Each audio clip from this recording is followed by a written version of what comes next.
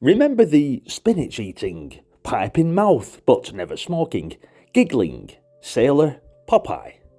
I sure do. In fact, this is another one of those really early memory games that I'd play alongside my brother back when I was a kid.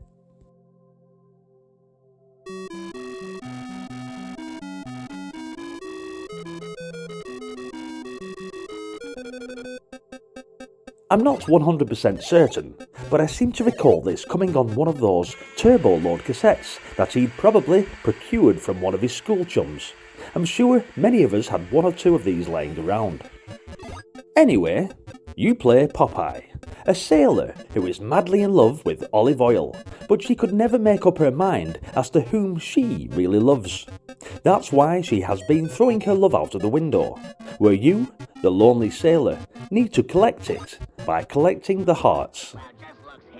Those of us with long enough memories can remember Popeye as one of the best animated cartoon shows on TV, and I am talking about the TV showings of the original 1940s cartoons, not the banal modern dross that still appears.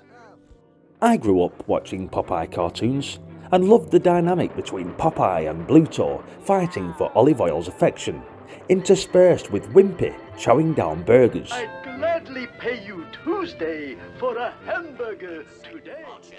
And who could resist the dreadful taste of spinach after seeing its effect on Popeye?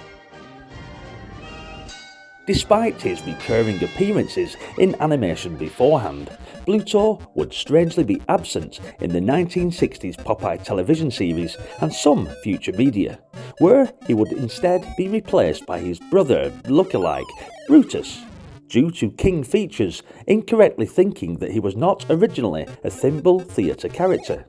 So I guess from here, I'll refer to him as Brutus.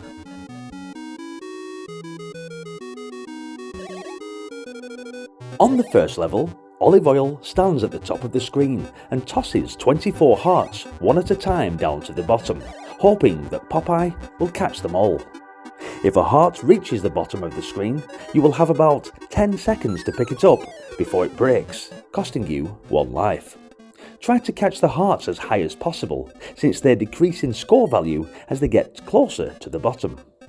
If Brutus harasses you, cross the edge of the screen from left to right and wait for him to stop directly underneath the bucket. Hit the punching bag at this point and the bucket will fall onto his head, rendering him helpless for a while and give you some time to catch a few more hearts.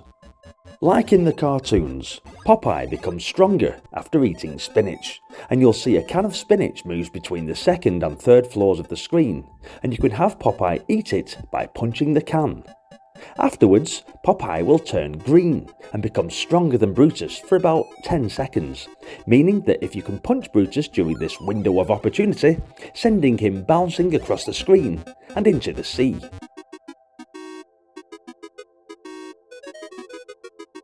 Alas, after the 10 seconds have expired, Brutus will shortly climb back out and continue his pursuit. Both Brutus and a hag that appears like to throw bottles at Popeye. These bottles can be smashed by quickly punching them. Brutus can also jump up to a higher level or reach down to a lower level to knock Popeye out, so you should always take caution when passing Brutus directly above or below him.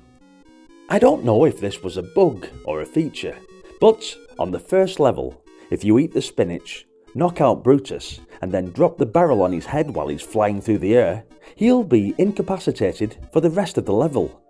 Then you can take your time collecting the hearts. If my brother is watching this, then he'll probably remember when we discovered this bug once upon a time.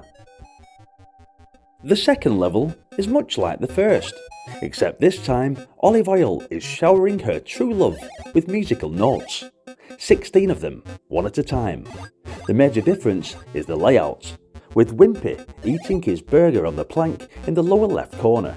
If Popeye jumps off the second floor, you will be catapulted up to the third floor using this plank, thanks to Wimpy standing on the other end, so it's useful to use for a quick escape from Brutus.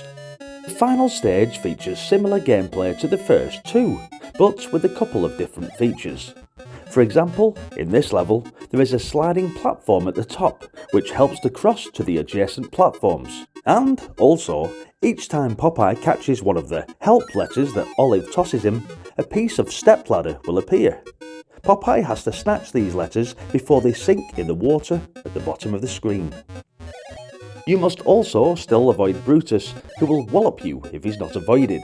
And then there's a Sea Hag. And Bernard, the flying buzzard. Once enough letters are caught and the ladder is completed, Popeye can climb up and rescue Olive. The whole game takes place over these 3 different beautifully rendered screens and has more features that you could shake a goon at, and which make it very addictive. Brutus especially is excellently characterised, and the SID chip is more than up to the task of belting out "I'm Popeye the Sailor Man" whenever our one-eyed hero downs a can of spinach. So, to summarise Popeye, which we know already looks great and sounds great, I'll now say that it also plays great too. It retains the look and feel of the cartoon characters, and it's a lot of fun. Nostalgia factor is definitely there for me, and I hope that by watching this video, it brought back some for you too. Thanks for watching, guys. Hit the like button if you enjoy these Commodore videos, and don't forget, I read all of the comments, so it'd be great to read your thoughts about Popeye. Again, I need to do this every video, so I'm sorry if you're already an awesome subscriber.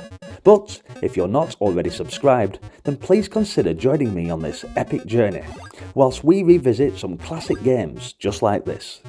There's plenty on the playlist, with another coming up right now.